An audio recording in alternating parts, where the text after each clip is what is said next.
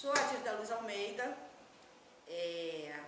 doutora em Historiografia e História da Educação pela Universidade de São Paulo, sou adjunta da UERJ e coordeno o grupo de pesquisa Intelectuais e Educação no Mundo Ibero-Americano, ligado à linha de pesquisa Intelectuais e Educação no Mundo Ibero-Americano, que por sua vez é ligado ao diretório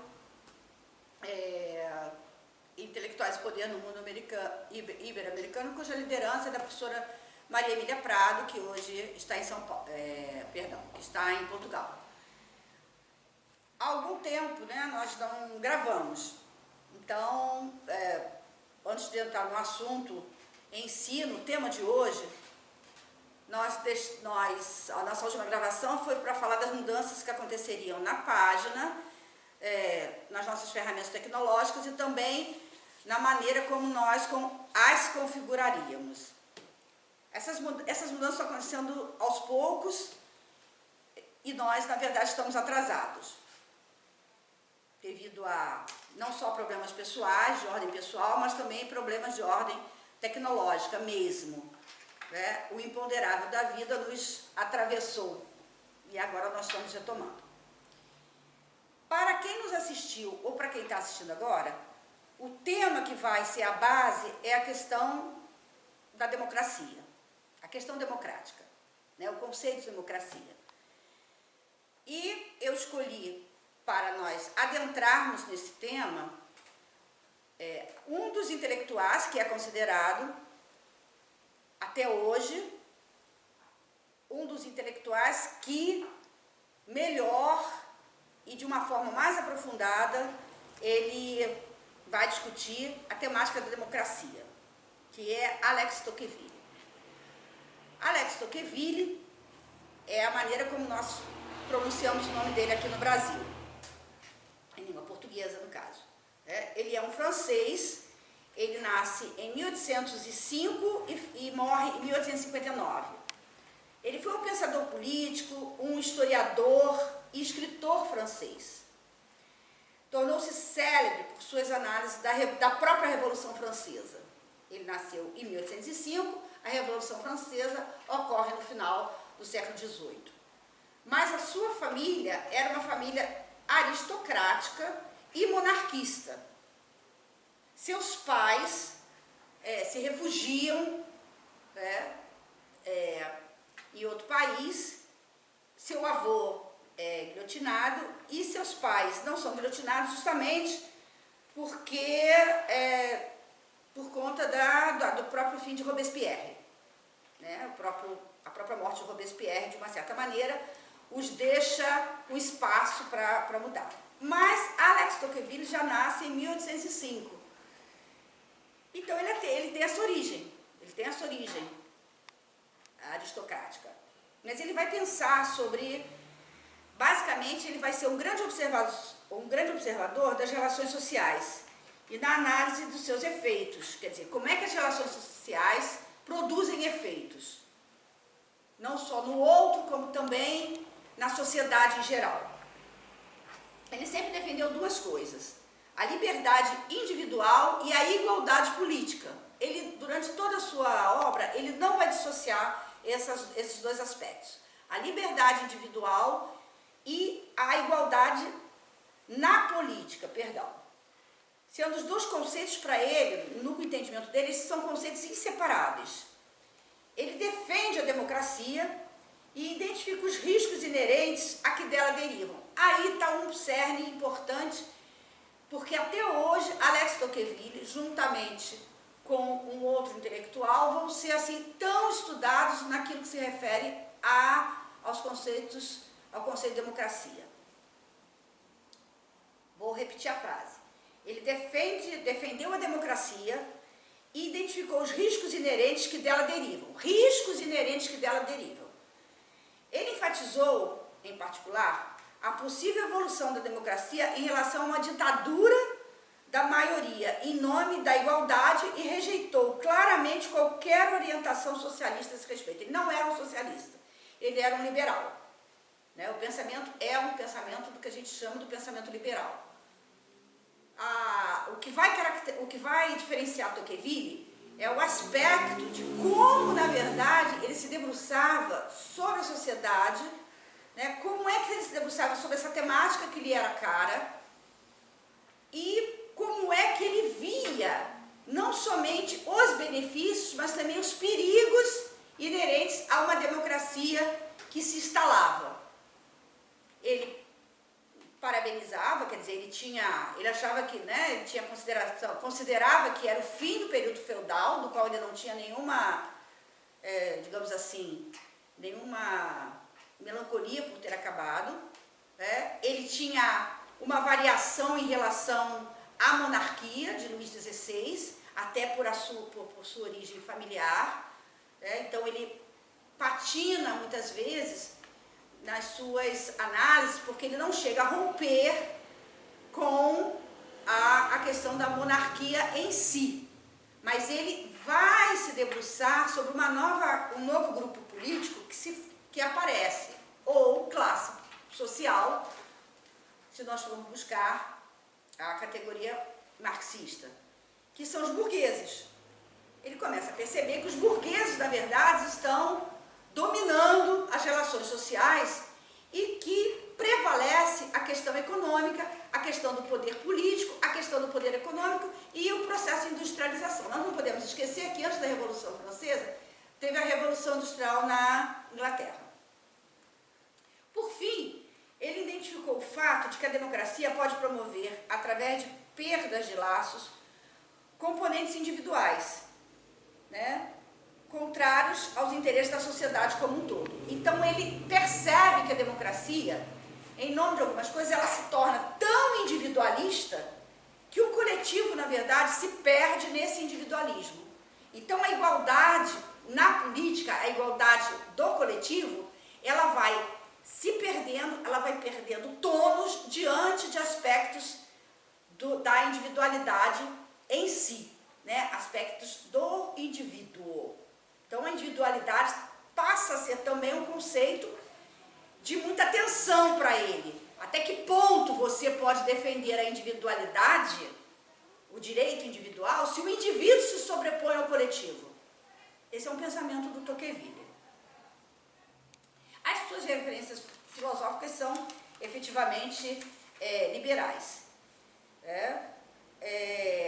Como eu já disse antes, seus pais são aristocráticos e após o exílio que eles passam na Inglaterra, eles voltam para a França já no período de restauração, já no primeiro império, né, 1804 e 1815.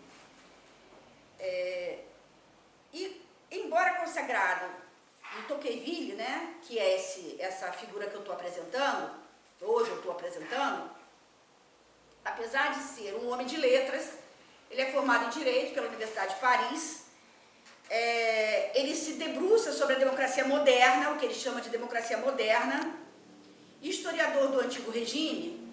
O seu livro, ele sempre ambicionou ser um homem da política, ele sempre ambicionou isso, tanto que ele vai fazer o curso de Direito.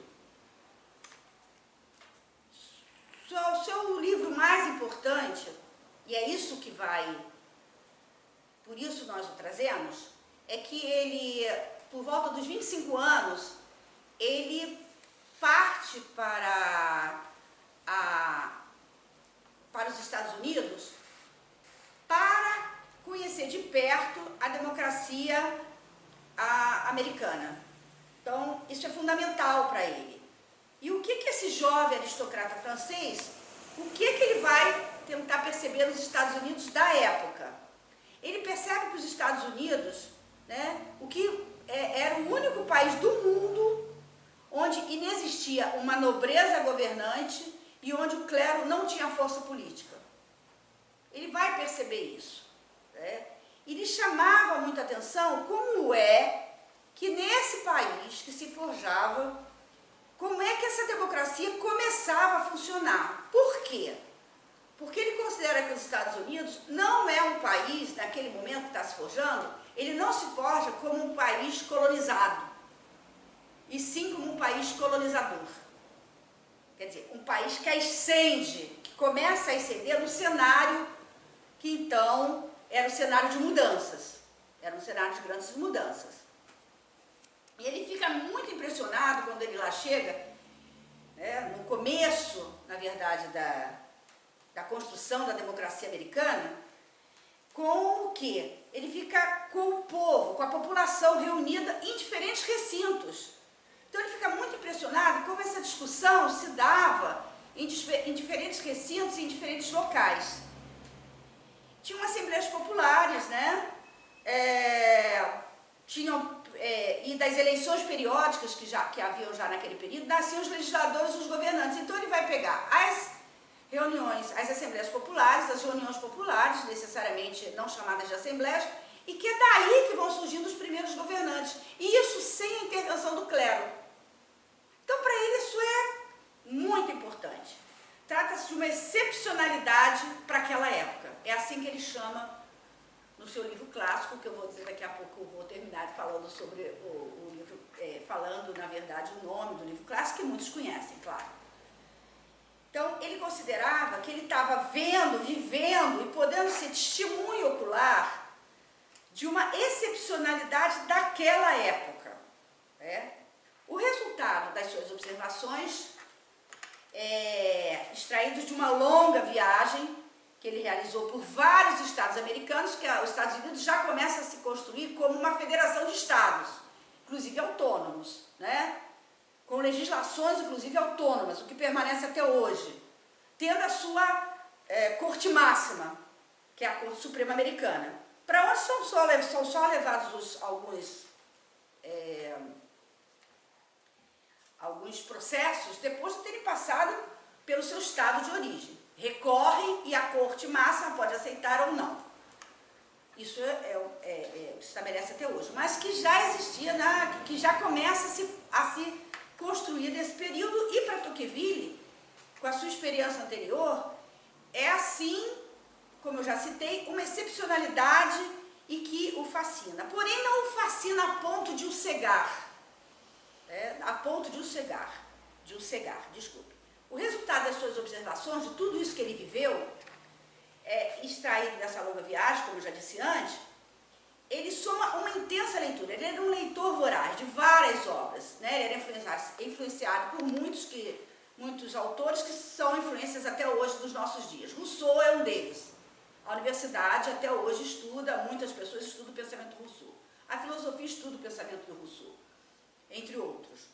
Voltaire, né, a quem ele também tinha uma influência muito grande, então eu cito esses dois personagens, esses dois intelectuais, e daí ele vai escrever dessa viagem, dessa experiência, dessas anotações, de tudo que ele leu, de tudo que ele viu, ele vai escrever a obra que o imortalizou.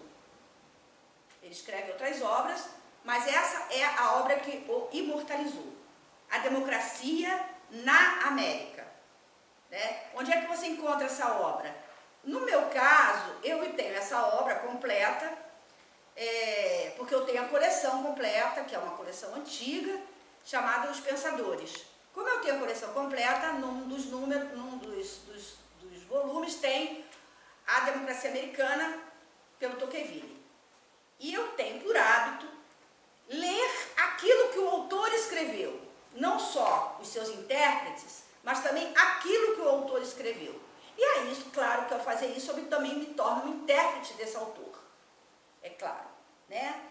Como eu sempre repito, e já repeti em outros vídeos, aquilo que a gente escreve deixa de ser nosso na medida que os leitores o tomam para si. Mas é essa a obra que o imortalizou. E o que ele constata, né, que os Estados Unidos passam por uma grande revolução social e que vinha se desenvolvendo desde a independência americana, que se dá no século anterior, em 1776. Então, ele não era para ser um país colonizador e sim colonizado, mas isso diferencia de todos os outros. Isso diferencia de todos os outros. Mesmo não sendo adepto da democracia, afinal, ele vinha de um berço aristocrático, então ele tinha várias restrições à democracia na França, à democracia na Inglaterra. A democracia, como ela se construía lá.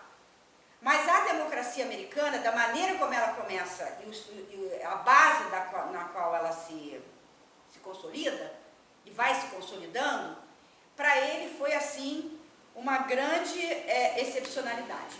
E hoje, porque nós vamos ter um segundo vídeo, onde eu realmente vou adentrar no livro A Democracia Americana, né, para falar desde aquilo que ele defende como uma grande novidade, como aquilo que ele passa a ver como as contradições ainda, como eu já disse, ele não trabalha com contradições dentro da vertente marxista, mas também as suas grandes ameaças. Eu termino com uma frase dele.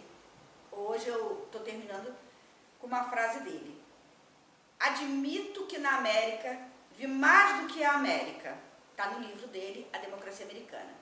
Procurei alguma imagem da própria democracia, dos seus pendores, do seu caráter, dos seus preconceitos, das suas paixões. Desejei conhecê-la, ainda que fosse apenas para saber o que devemos esperar ou temer de parte dela. Eu acho essa frase, entre outras dele, assim, muito significativas. Na próxima gravação, que será daqui a 15 dias, eu vou adentrar realmente, não na obra,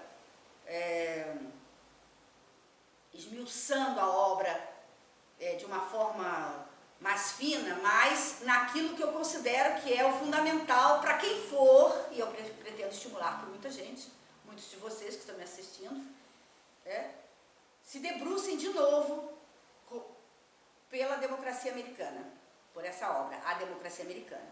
Como se debruçou Atílio Boron, nesse livro que está na nossa página, ele se debruça fortemente sobre essa obra do Tocqueville.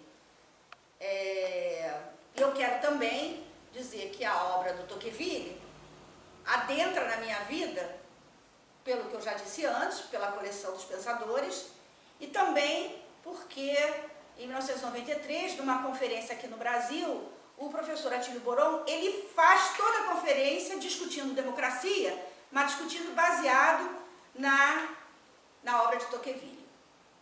E existe um outro